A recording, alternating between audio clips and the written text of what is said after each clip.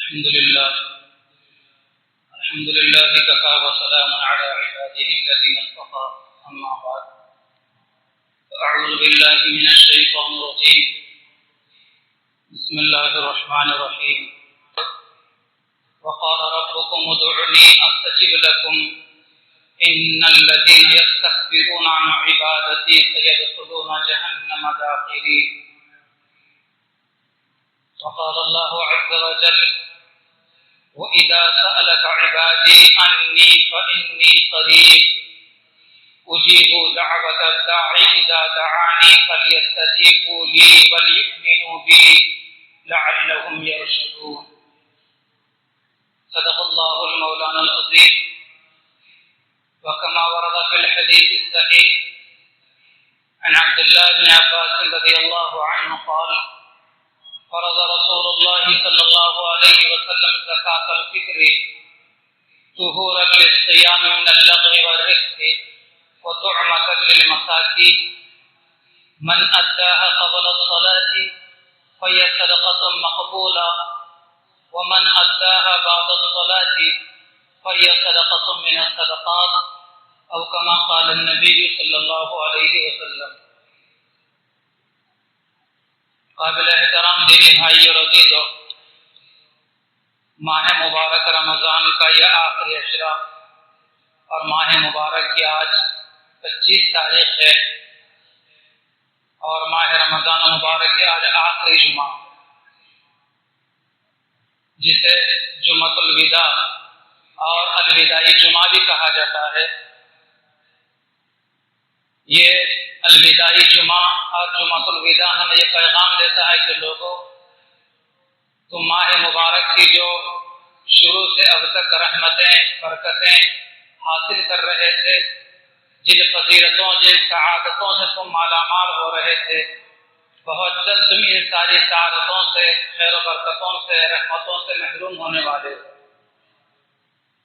ان روزوں کے دن، تراویح کی راتیں اور یہ ساری چیزیں تم سے رخصت ہونے والی. ایسے موقع پر ہم مسلمانوں کے لیے ضروری بن جاتا ہے اور ہمیں یہ احساس پیدا ہونا چاہیے کہ جو رمضان کے ایام گزر چکے ہیں، ان دنوں میں ہم نے کیا کچھ کمایا ہے اور کیا کھویا ہے. اگر ہم نے کچھ کمایا ہے، حاصل کیا ہے، تو اس پر اپنے رب کا، اللہ تعالیٰ کا شکر ادا کرنا چاہیے اور اللہ تعالیٰ سے قبولیت کی دعا کرنا چاہیے کہ جو کچھ میں نے کیا ہے باری تعالیٰ، جیسے کرنا چاہیے تھا ویسے تو کر نہیں سکا، جو کچھ بھی میں نے کیا ہے اپنے فضل سے اس کو قبول فرما اور میرے نجات کا ذریعہ بنا اور ترقی درجات کا ذریعہ بنا. اور اگر کچھ بھی نہیں کیا ہے تو ابھی وقت ہاتھ سے گیا نہیں ہے، ابھی وقت باقی ہے، توبہ کی جا سکتی ہے اور رمضان کا وظیفہ، روزہ، تراویح، تلاوت، ذکر و اذکار کا خود اہتمام کیا جا سکتا ہے. تلافی معافات کے لیے ابھی وقت باقی ہے. جیسے اس سے پہلے بھی میں نے کہا تھا، حقیقت بھی ہے کہ رمضان المبارک کا مہینہ نیکیوں کے سیزن کا مہینہ ہے. رمضان میں نیکیوں کا بھاؤ بڑھ جاتا ہے، لیکن عام طور پر لوگ یہ سمجھتے ہیں کہ یہ کاروبار کے سیزن کا مہینہ ہے اور ایسے کاروبار میں مصروف ہو جاتے ہیں کہ رمضان غیر رمضان سب ان کے لیے برابر ہوتا ہے. کوئی منع نہیں کرتا کاروبار کرنے سے، تجارت کرنے سے، لیکن یہ اصل میں تو ایمان والوں کے لیے رحمتوں کا مہینہ ہے، برکتوں کا مہینہ ہے، فضیلتوں کا مہینہ ہے، نیکیوں کے سیزن کا مہینہ ہے. کاروبار کرتے ہوئے ان چیزوں سے غفلت نہیں ہونا چاہیے، تو وہ حقیقت میں سعادت مندی کی بات ہے. محترم بزرگوں اور دوستوں، نبی کریم صلی اللہ علیہ وسلم نے ایک مرتبہ ماہ رمضان کے اندر خطبہ دینے کے لیے ممبر پر چڑھنے لگے تو آپ علیہ السلام نے ممبر پر چڑھتے ہوئے آپ نے آمین فرمائی. پہلے زینے پر قدم رکھا تو فرمایا آمین، پھر دوسرے زینے پر آپ علیہ السلام نے قدم رکھا تو فرمایا آمین، پھر تیسرے زینے پر قدم رکھا تو فرمایا آمین.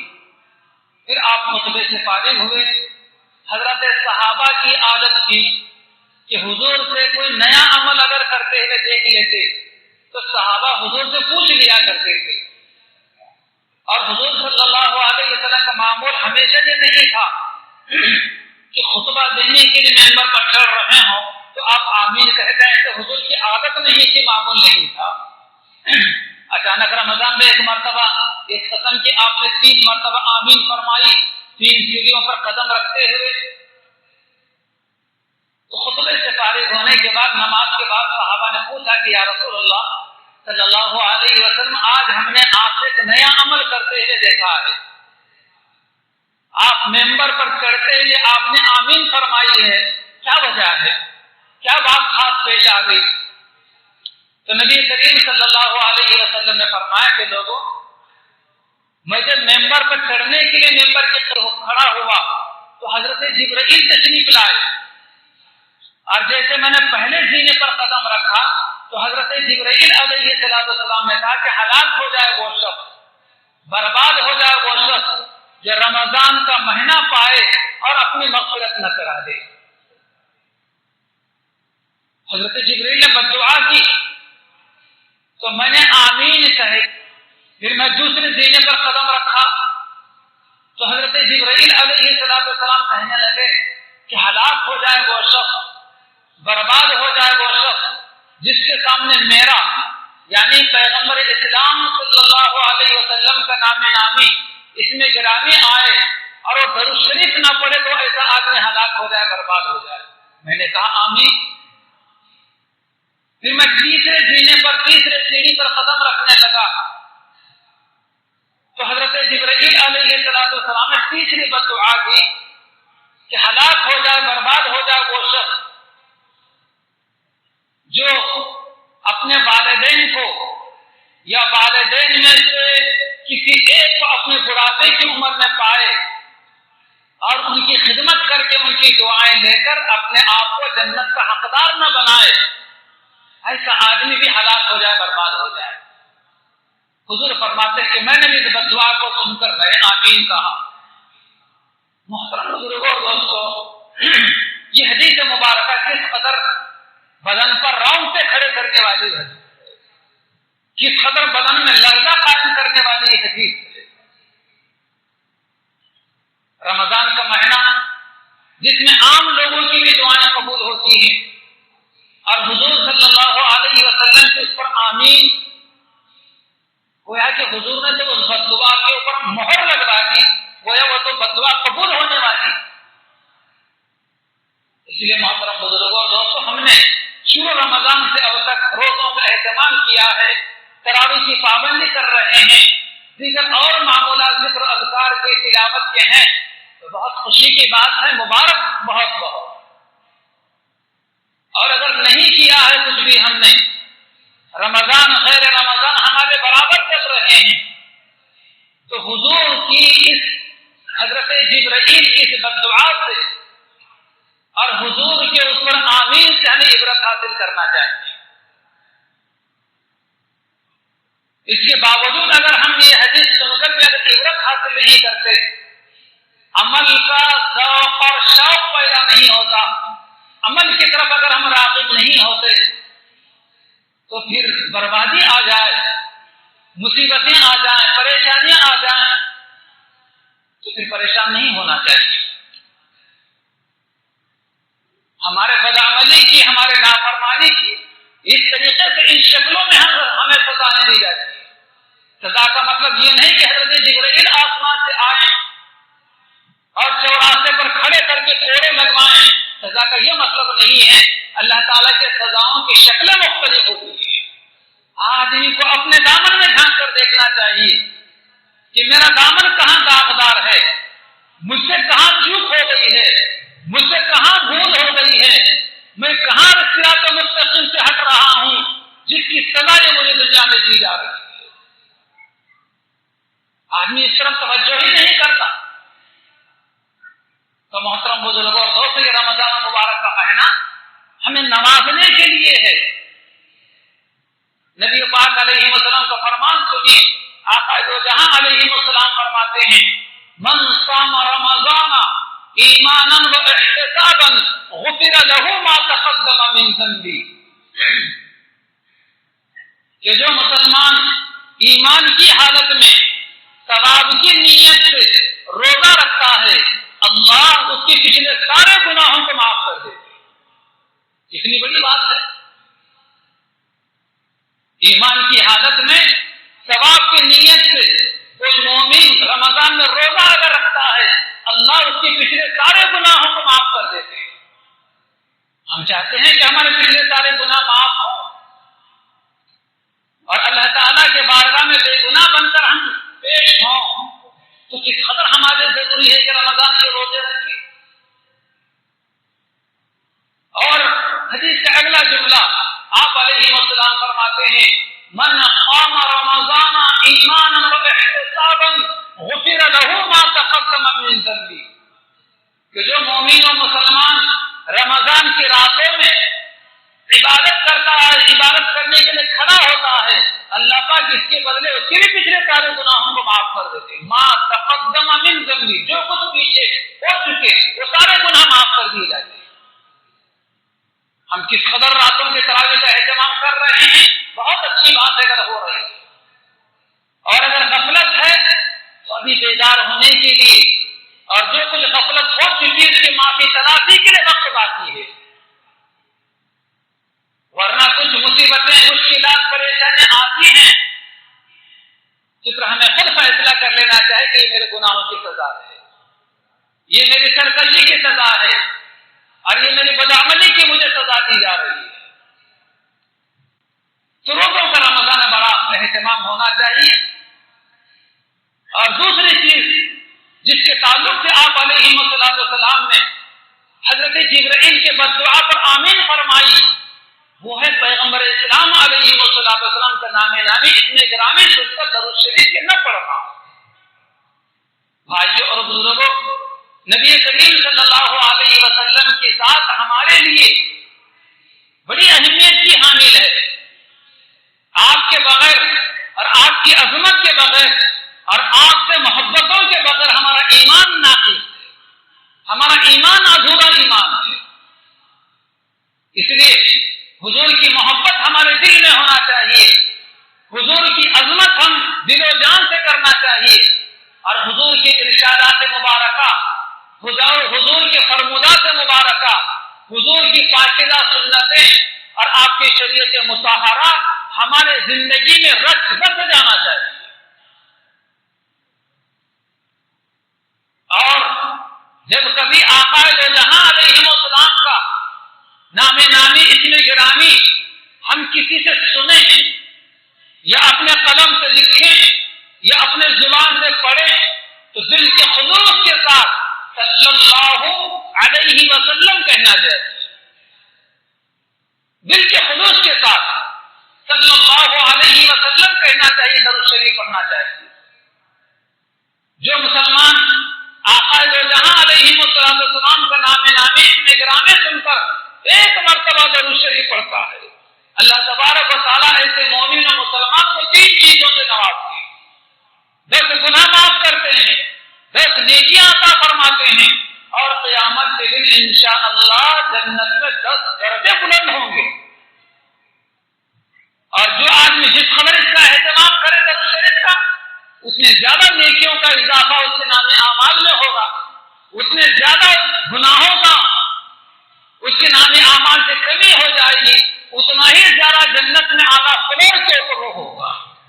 خدا کرے ہمیں اس سے مالا مال فرمائے۔ نعت کا ایک شعر اپنے بارہ سنا ہوگا، شاعر کہتا ہے سن کر نبی کا نام جو دل سے پڑھے درود، سن کر نبی کا نام جو دل سے پڑھے درود، اس امتی پہ نعرے جہنم حرام ہے، اس امتی پہ نعرے جہنم حرام ہے۔ اس لیے پیغمبر اسلام علیہ السلام کا محمد یا احمد یہ 2 ذاتی حضور کے نام ہیں، باقی 98 نام حضور صلی اللہ علیہ وسلم کے صفاتی نام ہیں۔ جب بھی ان 2 مبارک ناموں کو سنا جائے دل کے خلوص کے ساتھ میں درود شریف پڑھا جائے. زندگی میں ایک مرتبہ درود شریف پڑھنا فرض ہے، اور ایک مجلس میں بار بار حضور کا نام نامی آ رہا ہو تو ایک مرتبہ درود شریف پڑھنا واجب ہے، اور بار بار آ رہا ہو تو ہر مرتبہ درود شریف پڑھنا مستحب ہے. ہر مرتبہ درود شریف پڑھ کر ان سعادتوں سے ہم مالا مال ہوا کریں. اور تیسری چیز، نبی کریم علیہ السلام جو تیسرے سینے پر اپنا مبارک قدم رکھتے ہوئے جو آپ نے آمین فرمائی تو حضرت جبرائیل کی وہ بددعا تھی. حضرت جبرائیل علیہ السلام نے کہا تھا کہ ہلاک ہو جائے وہ شخص، برباد ہو جائے وہ شخص جس کے والدین دونوں ماں باپ یا دونوں میں سے کوئی ایک کو بڑھاپے میں یہ آدمی پائے اور اپنے آپ کو جنت کا حقدار نہ بنا دے. اس سے معلوم ہے کہ ماں باپ دونوں کے دونوں یا دونوں میں سے کوئی ایک کا انتقال ہو گیا اور جو زندہ ہیں ان کی خدمت، ان کی دعائیں یہ بڑی سعادت مندی کی بات ہے اور جنت کا ذریعہ ہے ان کی دعائیں. عزیز نوجوانوں، عام طور پر آج مزاج بن گیا ہے کہ ماں باپ کی سنی نہیں جاتی بلکہ ماں باپ کو سنائی جاتی ہے، اور اس انداز میں سنائی جاتی ہے جیسے کہ ایک شاگرد استاد کے سامنے غلطی کر دیتا ہے تو استاد ڈانٹ دیتا ہے، سنا دیتا ہے شاگرد کو. اس طریقے سے گویا کہ اولاد آج کل نوجوان ماں باپ کو سنا رہے ہیں، جس کی وجہ سے اولاد آج بہت سارے چیزوں سے محروم ہوتے چلے جا رہے ہیں. نوجوانوں میں جو زندگی میں نکھار ہونا چاہیے، جو ترقی ہونا چاہیے، جو قدم قدم پر کامیابی ہونا چاہیے، وہ آج نوجوانوں میں نظر نہیں آ رہی ہے. مجھے لگتا ہے کہ وہ شاید اپنے ماں باپ کی جیسے دعائیں لینی چاہیے ویسے دعائیں نہیں لیں. ماں باپ سے غلطی ہوتی ہے، آپ کو کس نے حق دیا ہے ڈانٹنے کا؟ آپ کو کس نے حق دیا ہے ان کو سنانے کا؟ وہ ماں باپ ہیں، ان کا ماں باپ ہونا ہی سب سے بڑی اونچی بلندی کی بات ہے. اس لیے محترم بزرگوں دوستوں، ماں باپ کی دعائیں لی جائیں، ان کی خدمت کی جائے، ان کی دلجوئی کی جائے. باپ کو جنت کے دروازوں میں سے بیچ کا دروازہ کہا گیا ہے. الوالد اوسط ابواب الجنہ، اور ماں کے لیے کہا گیا اس کے قدموں تلے جنت ہے. الجنت تحت اقدام الامہات، تمہارے ماں کے قدموں تلے جنت ہے. تو کیسی دعائیں ماں کے زبان سے نکلتی ہیں، تیری دنیا و آخرت سنورنے میں دیر نہیں لگتی. خدا نہ کرے اور ہزار مرتبہ نہ خدا نہ کرے اگر کبھی دکھی دل سے ماں یا باپ اگر بددعا دے دے تو دنیا اجڑنے میں، آخرت برباد ہونے میں دیر نہیں لگتی. اللہ تعالی ہماری حفاظت فرمائے اور ہمیں اس طرف بھی توجہ دینے کی توفیق عطا فرمائے. تو محترم بزرگوں دوستوں، رمضان کا مہینہ اس طرف بھی توجہ دینے کا مہینہ ہے، اس طرف بھی دیکھنے کا مہینہ ہے. نبی کریم صلی اللہ علیہ وسلم رمضان مبارک کے اخیر عشرے کے اندر عبادتوں کو بڑا اہتمام کیا کرتے تھے. عام دنوں کی کیفیت میں نے گزشتہ بتلائی تھی، لیکن رمضان کا آخری عشرہ آتا تھا تو حضور کی عبادتوں میں اور اضافہ ہو جایا کرتا تھا. اور راتوں میں حضور جہاں بیدار ہوتے تھے اپنے گھر والوں کو بھی بیدار کر دیا کرتے تھے. شروع کو 20 دن گھر والے اٹھ جاتے تھے، اگر کبھی نہ ہوتے تو حضور بیدار نہیں کرتے تھے، جگاتے نہیں تھے. لیکن رمضان کے اخیر عشرے میں حضور اپنے گھر والوں کو بھی اٹھا دیا کرتے تھے اور کمر کس لیا کرتے تھے. ہمیں بھی چاہیے کہ 20 دنوں میں جو کچھ ہم نے اہتمام کیا ہے اس رمضان کی اخیر عشرے میں اور زیادہ اہتمام ہو. رات میں صرف چند رکعتیں تہجد کی نماز پڑھنے کا ہمارا معمول تھا، خدا کرے کہ ایک آدھا پارہ تلاوت کا بھی بن جائے. 100 مرتبہ درود شریف بھی پڑھوں، 100 مرتبہ استغفار بھی میں پڑھوں، اور 100 مرتبہ تیسرا کلمہ بھی میں پڑھوں. کچھ نہ کچھ اضافہ ہو، اور اپنے گھر والوں کو، اپنے بیوی کو اور مکمل ادب و احترام کو ملحوظ رکھتے ہوئے اپنے بوڑھے ماں باپ کو بھی میں جگا دوں اور اپنے بچوں کو بھی میں جگا دوں، تاکہ میرے ساتھ وہ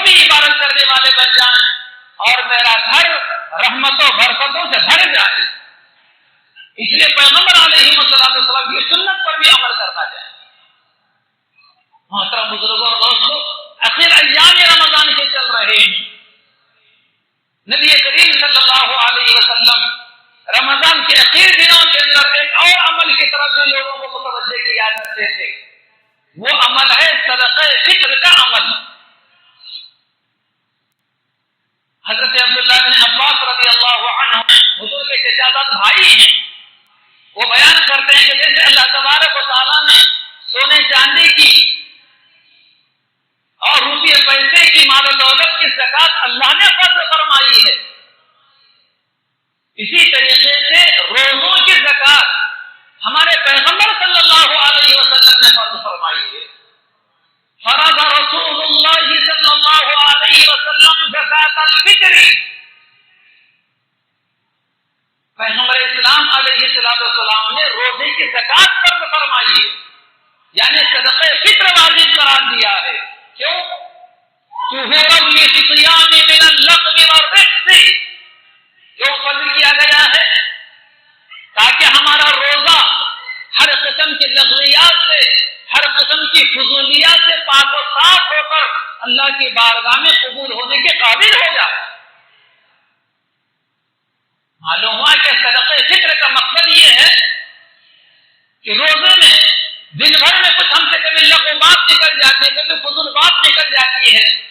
کچھ عمل ایسا ہو جاتا جو نہیں ہونا چاہیے، لیکن عید کے دن یا عید سے پہلے ہم صدقہ فطر ادا کر دیتے ہیں تو یہ لغویات فضولیات جو ہم سے ہوئی ہے روزے کی حالت میں وہ سارے ختم ہو جاتی ہیں، اور روزہ اللہ کی بارگاہ میں قابل قبول ہونے کے قابل ہو جاتا ہے۔ ایک وجہ تو یہ صدقہ فطر کے دینے، اور دوسری وجہ وَطُعْمَةً لِلْمَسَاكِينِ، غربا کے لیے، مساکین کے لیے، محتاجوں کے لیے، یتیموں اور بیواؤں کے لیے کھانے کا انتظام ہو جائے، اس لیے صدقہ فطر دیا جاتا ہے۔ عید کی وہ لوگ تیاری کر لیں اور ہمارے ساتھ بھی عید میں وہ شریک ہو سکیں، اس لیے صدقہ فطر دیا جاتا ہے۔ اور آگے فرمایا آپ علیہ السلام نے من اداها قبل الصلاة فهي صدقة مقبولة، جو مسلمان عید کی نماز سے پہلے صدقہ فطر ادا کرتا ہے وہ قابل قبول مقبول صدقہ فطر ہے، اور جو مسلمان عید کی نماز کے بعد صدقہ فطر ادا کرتا ہے فهي صدقة من الصدقات، وہ عام صدقات و خیرات کی طرح صدقہ خیرات ہے۔ اس لیے اس حدیث مبارکہ سے تین چیزیں معلوم ہو گئی، ایک تو یہ ہے کہ لغویات اور فضولیات سے روزے کو پاک و صاف کرنے کے لیے ہمیں صدقہ فطر دینا ہے، اور دوسرے ہے کہ غریبوں کے لیے، مسکینوں محتاجوں کے لیے کہ وہ بھی ہمارے صدقہ فطر کے پیسوں کے ذریعے سے وہ بھی اپنی عید کی تیاری کر سکیں، اس لیے صدقہ فطر ادا کرنا ہے، اور تیسرے اس لیے بھی صدقہ فطر ادا کرنا ہے عید کی نماز کو روانہ ہونے سے پہلے، تاکہ ہمارا صدقہ اللہ کے بارگاہ میں قابل قبول ہو سکے، اور اگر عید کی نماز کے بعد اگر ہم نے دیا اس کی کوئی اہمیت نہیں، عام خیرات اور صدقے کی طرح وہ صدقات و خیرات۔ اس لیے محترم بزرگوں، دوستوں، ابھی 4-5 دن باقی ہیں، ہمیں چاہیے کہ آج کل میں 1-2 دن میں صدقہ فطر ادا کر دیں تاکہ غریب لوگ اس کے ذریعے سے اپنا عید کا انتظام کر لے سکے، چاہے پیسوں کی شکل میں دیں، چاہے اناج کی شکل میں دیں۔ پیغمبر اسلام صلی اللہ علیہ وسلم کے مبارک زمانے میں صدقہ فطر میں 4 چیزیں دی جاتی تھی، گیہوں، جو، کشمش اور کھجور، یہ 4 چیزیں دی جاتی تھی۔ چونکہ عرب کے اندر گیہوں کی پیداوار نہیں ہے، گیہوں بہت زیادہ مہنگا ہوا کرتا تھا، اس لیے گیہوں کی مقدار کم رکھی گئی ہے۔ کشمش اور کھجور اور جو کی پیداوار یا اس کی آمد برآمد وہاں زیادہ ہوا کرتی تھی، اس لیے اس کی مقدار جو، کھجور، کشمش کی مقدار جو زیادہ رکھی گئی ہے۔ یعنی گیہوں سے اگر ہم صدقہ فطر ادا کرنا چاہتے ہیں تو 2.25 کلو گیہوں، نصف کا ایک پیمانہ ہوا کر، جیسے ہمارے گھر میں سیر پائلی ہوتا ہے، اس طریقے سے آدھا سیر گویا کہ جس بزرگ کے زمانے میں جو ہوا کرتا تھا اس کے اعتبار سے آج ہمارے زمانے کلو سے اگر اندازہ لگایا جائے تو 2.25 کلو گیہوں ہوتے ہیں، اور اگر جو ہم صدقہ فطر ادا کرنا چاہ رہے ہیں تو 3.5 کلو جو ہوتے ہیں، ایک مکمل ماہ جس کو سا کہا جاتا ہے، اور کھجور اور کشمش سے اگر صدقہ فطر ادا کرنا چاہ رہے ہیں تو وہی 3.5 کلو کھجور یا 3.5 کلو کشمش۔ عام لوگ ہیں، متوسط طبقے کے لوگ ہیں، غریب لوگ ہیں، وہ تو صدقہ فطر گیہوں سے ادا کر دے سکتے ہیں، ادا کر دینا چاہیے، ادا ہو جاتا ہے۔ لیکن جن لوگوں کو اللہ پاک نے مال و دولت سے نوازا ہے، صاحب حیثیت صاحب نصاب لوگ ہیں، ان کو چاہیے کہ کبھی گیہوں سے تو کبھی جو سے، کبھی کھجور سے تو کبھی کشمش سے صدقہ فطر ادا کرنا چاہیے، اور اس پہلو کو اختیار کرنا چاہیے جس پہلو کو اختیار کرنے میں غریبوں کا زیادہ سے زیادہ فائدہ ہو، اور وہ پہلو ہے جو یا کھجور یا کشمش کے ذریعے سے صدقہ فطر ادا کرنے کی بجائے۔ لیکن عام طور پر ہمارے علاقے میں آج یہ معمول ہے، کیا غریب اور کیا مالدار کیا متوسط طبقے کے لوگ سبھی گیہوں سے صدقہ فطر ادا کر دیتے ہیں۔ ٹھیک ہے، اگرچہ کہ صدقہ فطر ادا کرتے ہیں اور صدقہ فطر ادا ہو جاتا ہے، لیکن ہم مالداروں کو چاہیے اور صاحب نصاب لوگوں کو چاہیے، زکات دینے والے لوگوں کو چاہیے کہ وہ تھوڑا فراخ دلی کا مظاہرہ کریں ایسے موقع پر، اور اس پہلو کو اختیار کریں جس میں غریبوں کا زیادہ فائدہ ہو سکتا ہے۔ اگر ہم پیسوں کی شکل میں دینا چاہتے ہیں تو 2.25 کلو گیہوں کو جو قیمت ہوتی ہے وہ 75 روپئے سے لے کر 80 روپئے قیمت ہوتی ہے ایک آدمی کا صدقہ فطر۔ اس سے پہلے یہ بات بھی ذہن میں رکھیں کہ صدقہ فطر کون کس کا دے۔ یاد رکھیں، ہم اپنے گھر کے ذمہ دار ہیں، ہم اپنے گھر کے کرتا دھرتا اگر ہیں تو ہمارے اوپر اپنا صدقہ فطر ہے، اور اپنے نابالغ بچوں کا صدقہ فطر ہمارے اوپر واجب ہے۔ بالغ بچوں کا، اپنے بوڑھے ماں باپ کا، اپنی بیوی کا صدقہ فطر شوہر کے اوپر واجب نہیں ہے، بلکہ ان کے اوپر خود بوجھ ڈال دیا جائے اور خود ان سے کہا جائے کہ بیٹے صدقہ فطر آپ بھی نکالو ورنہ ادھر لاؤ پیسے، بلا غریب کو لے جا کر دینا ہے، تاکہ ان کے ہاتھ سے پیسے نکالے جائیں، ان کو عادت بنائی جائے۔ اسی طرح ہماری اہلیہ سے کہا جائے کہ چلو 70-75 روپئے 80 روپئے لاؤ، صدقہ فطر ادا کرنا ہے، ان کے ہاتھ سے نکالا جائے۔ لیکن اگر گھر کا ذمہ دار اپنے بوڑھے ماں باپ کا، اپنے بیوی کا، بالغ نابالغ سبھی بچوں کا اگر ادا کر دے تو ادا ہو جاتا ہے، لیکن واجب نہیں ہے، ضروری نہیں ہے۔ ایک مرد کے اوپر جو صدقہ فطر واجب ہے اپنا خود کا اور اپنے نابالغ بچوں کا، حتیٰ کہ اگر کسی کے گھر عید کے دن صبح کوئی بچہ پیدا ہوا ہو تو اس بچے کا بھی صدقہ فطر واجب ہے۔ صبح صادق کے بعد فجر کی اذان کے وقت بھی اگر کسی کے گھر بچہ پیدا ہوا ہو تو ایسے بچے کا بھی صدقہ فطر دینا چاہیے، واجب ہے۔ بہرحال گیہوں سے اگر صدقہ فطر ادا کر رہے ہیں تو 2.25 کلو گیہوں، اس کی قیمت اگر پیسے دینا چاہ رہے ہیں تو 75 روپئے سے لے کر 80 روپئے اچھے سے اچھے عمدہ سے عمدہ گیہوں آ جاتے ہیں 80 روپئے کے اندر۔ اور اگر ہم جو سے اگر صدقہ فطر ادا کرنا چاہ رہے ہیں تو 250 روپئے میں 3.5 کلو جو آ جاتی ہے، جو 250 روپئے کے اندر 3.5 کلو جو آ جاتی ہے۔ ہمارے علاقے میں اس کی پیداوار اور برآمد بہت کم ہے، لیکن مل جاتی ہے مغل پلی پر اور بعض مختلف دکانوں کے اوپر جو بھی مل جاتی ہے، کبھی اس سے بھی ادا کرنا چاہیے یا اس کی قیمت سے بھی ادا کر سکتے ہیں،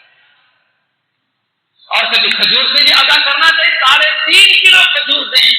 یا اس کی قیمت سے تقریباً 1000 روپئے کے قریب اس کے پیسے ہوتے ہیں 3.5 کلو کھجور کے، اور کبھی کشمش سے بھی دیں تقریباً 1000 کے لگ بھگ کشمش 3.5 کلو کھجور کے پیسے ہوتے ہیں۔ کبھی یہ کبھی وہ، ایسا ہر سال بدل بدل کر دینا چاہیے تاکہ غریبوں کا زیادہ سے زیادہ فائدہ ہو اور ان کی دعائیں بھی ہمیں مل جائیں۔ اور آج کل میں دے دینا چاہیے زیادہ سے زیادہ، عید کی نماز کو جانے سے پہلے دینا چاہیے، تو یہ صدقہ فطر ہے، اللہ کے بارگاہ میں قابل قبول ہے۔ اور اگر عید کی نماز کے بعد دیں گے تو پھر عام خیرات و صدقے کی طرح وہ خیرات و صدقہ۔ تو محترم بزرگوں دوستوں، ایک عمل جو رمضان کے آخری دنوں میں کرنا ہے وہ ہے صدقہ فطر کا اہتمام۔ لیکن آج عمومی صورت حال ہمارے محلوں کی، ہمارے مسجدوں کی ایسی ہوتی چلی جا رہی ہے، ہم مسجدوں کو آباد کرنے کے بجائے مسجد وہیں سے آزاد ہو رہے ہیں۔ افسوس کی بات ہے، جیسے شروع دنوں کے اندر جو مسجدوں کی ہماری حالت تھی، اخیر صفوں تک کھچا کھچ مسجدیں بھری رہی تھی، کیا فجر، کیا ظہر، کیا عصر، کیا مغرب اور کیا تراویح، آدھی آدھی مسجدیں ہو رہی، پچھلے 8-8 10 صفحے پیچھے کی خالی ہے۔ بڑی افسوسناک صورت حال رہی تھی۔ جیسے میں نے پہلے حدیث مبارکہ میں نے بتلائی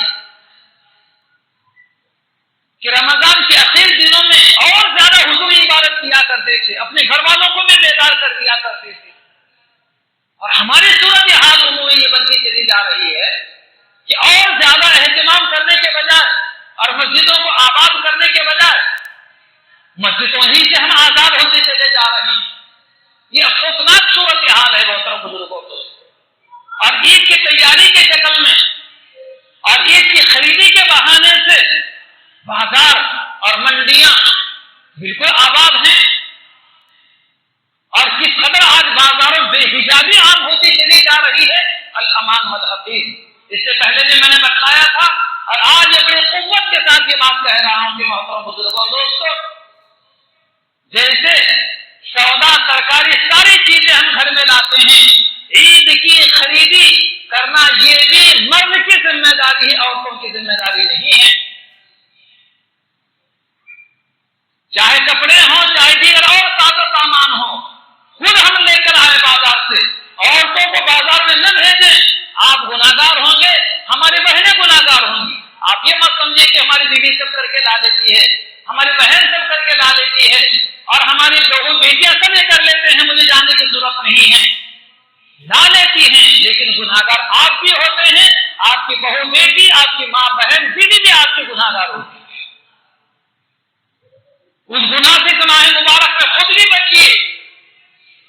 اور گھر کی بہو بیٹیوں کو بھی گناہوں سے بچائیے۔ ٹھیک ہے، اگر کسی گھر میں کوئی مرد نہیں ہے، کوئی شوہر نہیں ہے، باپ نہیں ہے، کوئی بیٹا نہیں ہے، تو جائے خاتون پردے کے پابندی کے ساتھ جائے اور فوراً ایک ہی دکان سے جلدی سے ضرورت پوری کر کے آ جائے۔ ایک چیز خریدنی ہوتی ہے، سارا مارکیٹ ہماری عورتیں چھان مار رہی ہے، کس قدر افسوس صورت حال ہے۔ محترم بزرگوں کو تو حالات اس بات کی اجازت نہیں دیتے۔ موجودہ حالات کے اندر ہمیں اور زیادہ اپنا تعلق اپنے رب سے مضبوط کرنے کی ضرورت ہے، تاکہ اللہ تبارک و تعالیٰ کی مدد ہمارے شامل حال ہو اور ہم کبھی کسی موقع پر بے یار و مددگار اپنے آپ کو نہ سمجھ سکیں۔ میں اکثر رمضان کے اخیر میں یہ مثال دیا کرتا ہوں، جیسے کوئی درخت ہے، جب تک درخت سرسبز و شاداب رہتا ہے، کھڑا رہتا ہے، اور جب تک پتے سرسبز و شاداب رہتے ہیں، درخت کے پیڑ سے جڑے رہتے ہیں، اونچائی پر رہتے ہیں، بلندی پر رہتے ہیں، سروں پر رہتے ہیں۔ لیکن جیسے ہی پتا درخت کا پیلا پڑ جاتا ہے، کمزور ہو جاتا ہے، درخت کا پیڑ چھوڑ دیتا ہے، نیچے گر جاتا ہے، قدموں میں آ جاتا ہے، ہم رون دیتے ہیں، اس کی کوئی اہمیت، کوئی عزت نہیں ہوتی۔ بھائیوں اور بزرگوں، جب تک ہمارا تعلق اللہ کے گھروں سے مضبوط رہے گا، وہ ایسے پتے کی حیثیت ہماری ہے، سروں پر رہیں گے، عزت دار رہیں گے، لوگوں کو دیکھنے کے لیے سر اٹھا کر دیکھنا پڑے گا۔ اور اگر اللہ کے بابرکت گھروں سے ہم آزاد ہو گئے، اپنا تعلق کمزور کر لیا، تو ٹھوکروں میں آئیں گے، کوئی ہماری عزت کرنے والا نہیں۔ اللہ تعالیٰ ہمیں صحیح سمجھ بوجھ عطا فرمائے، اور جو کچھ کہ ہم نے 25 دن تک عبادتیں کی ہیں اللہ تعالیٰ قبول فرمائے، اور جو کچھ رمضان مبارک کے دن بچے ہوئے ہیں اللہ تعالیٰ ان مابقیہ دنوں کو بھی صحیح رمضان کا وظیفہ ادا کرتے ہوئے گزارنے کی توفیق عطا فرمائے۔ آمین۔ وآخر دعوانا ان الحمد للہ رب العالمین۔